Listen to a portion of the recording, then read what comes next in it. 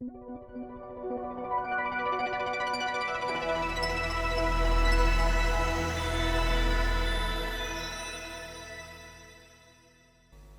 for the introduction and for having me here today. So, integrase inhibitors and potential effects on platelets, particularly Dolutegravir and Bictegravir. That's my conflict of interest statement. So I thought I would start with a quick background on platelets. So platelet activation has been long associated with a number of acute and chronic cardiovascular disease events, like, for example, myocardial infarction, strokes. And we know that upon activation, platelets degranulate. They release alpha granules, dense granules, but also they activate the alpha-2b beta-3 integrins. Those are shown up there, and those are the integrins that mediate platelet aggregation that forms the basis of thrombi.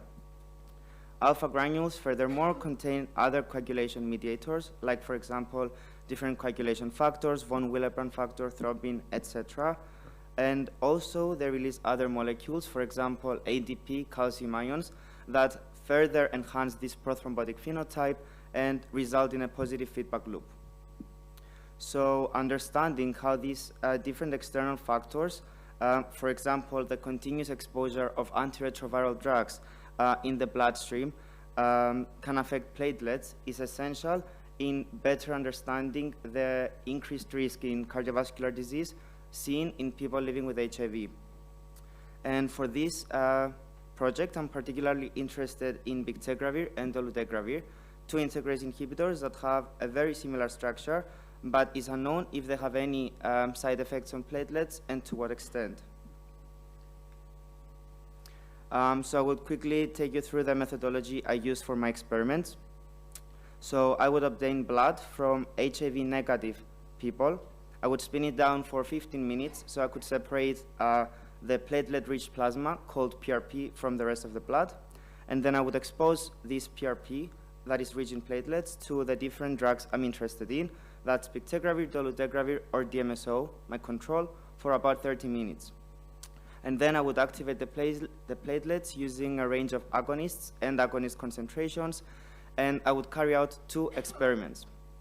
The top one is platelet aggregation, and as platelets aggregate, they stick together, therefore more light can pass through.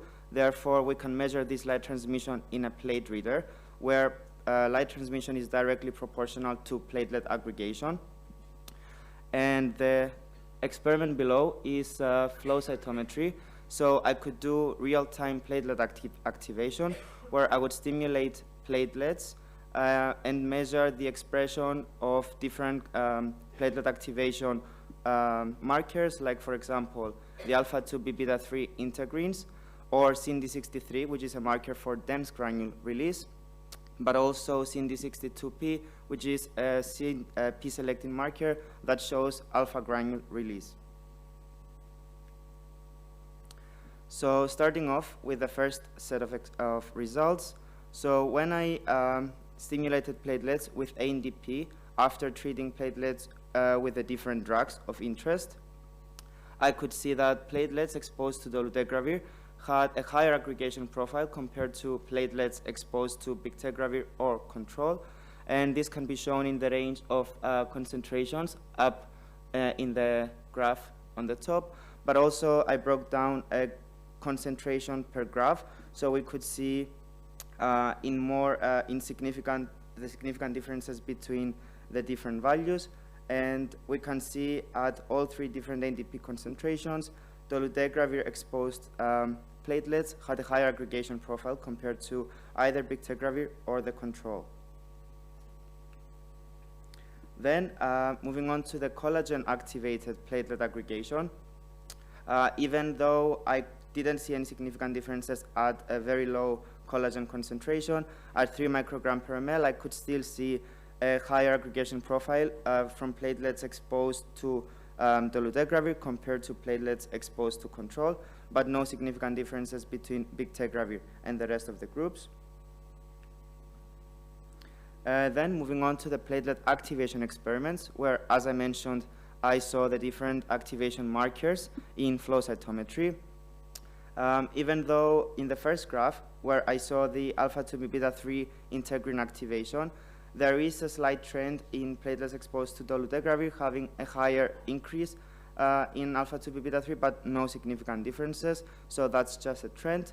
But moving on to the last graph, which is the CD62P activation, the alpha-granule release, I could see significant, tiny but significant differences between platelets exposed to dolutegravir compared to platelets exposed to control.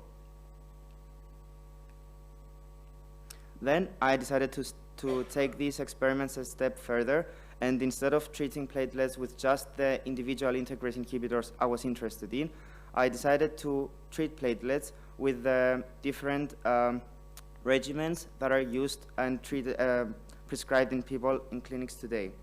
And for example, for Bictegravir, I used the Bictegravir combined with FTC and TAF, and for Dolutegravir, Dolutegravir combined with 3TC. And I could still see similar results as earlier.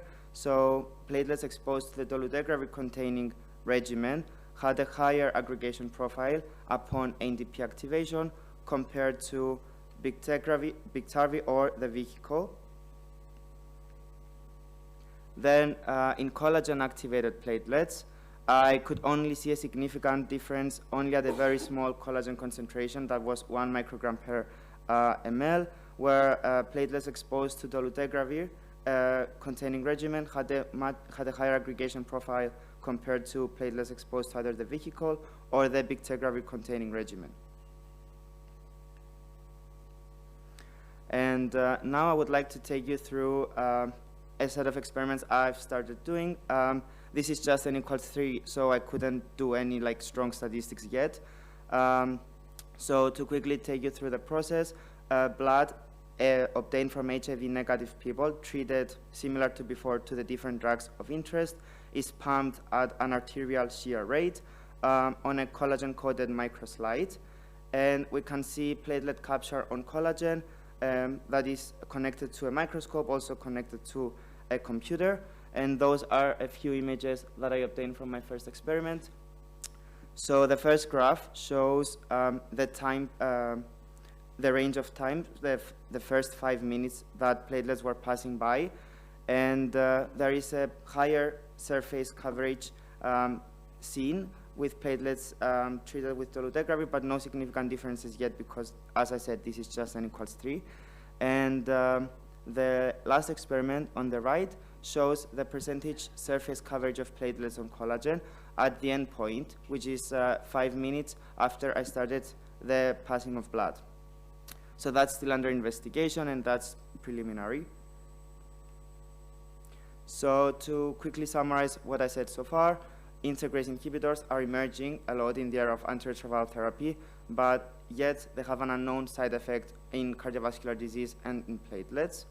We know for sure that enhanced platelet activity is associated with an increased cardiovascular disease risk. And from my data so far, I've seen that dolutegravir-treated platelets in vitro displayed a higher degranulation profile compared to Bictegravir-treated or control. Also, dolutegravir-treated platelets in vitro had an enhanced aggregation profile compared to Bictegravir-treated or control. And the preliminary data I showed you suggests that dolutegravir-treated platelets may be more prone to adhering to collagen under flow. And last but not least, preliminary data suggests that dolutegravir-containing regimens might enhance platelet activity more than Bictegravir-containing regimens. To finish off, I'd like to show my future work. So everything I've showed so far is in vitro treating of platelets. So I would like to move on to patient groups. So for that, I'm planning to recruit at least an n equals 10 for people living with HIV on Bictegravir-containing regimens, and also in dolutegravir-containing regimens, but also a different control group, and that would be HIV-negative population with similar demographics, possibly on PrEP, so I could compare and contrast the different groups. And I would carry out experiments similar to what I've shown earlier, that is platelet aggregation and platelet activation, so I could compare the different groups. Now, I don't have time to thank everyone involved in this study, but I would mainly like to thank my supervisor, Dr. Mike Emerson, who had his talk earlier, but also Professor Martin Bofido for agreeing to collaborate with me in my patient samples. Thank you, and thanks to all the volunteers.